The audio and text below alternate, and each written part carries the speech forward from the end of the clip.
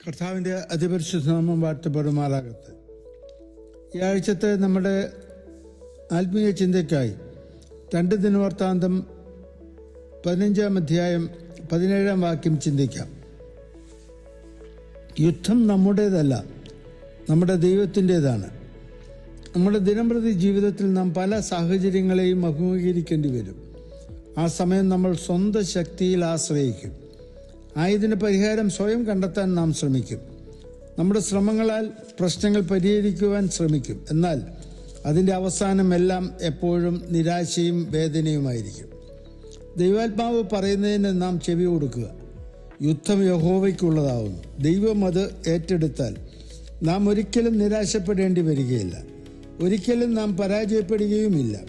മിണ്ടാതിരുന്ന ദൈവപ്രവൃത്തിക്കായി നാം കാത്തിരിക്കാം. നമുക്ക് മാറ്റാൻ കഴിയാത്ത കാര്യം ദൈവം അത് പരിഹരിക്കും. നാം കാര്യങ്ങൾ ബലം പിടിച്ച് പരിഹരിക്കുവാൻ ശ്രമിക്കുമ്പോൾ അത് നമുക്ക് കൂടുതൽ വഷളാകുകയുള്ളൂ. നമുക്ക് ചെയ്യേണ്ടത് വിഷയങ്ങൾ ദൈവസന്നിധിയിൽ വയ്ക്കുക, വിശ്വസിക്കുക, ദൈവം ചെയ്യുവാൻ പറയുന്നത് മാത്രം ചെയ്യുക.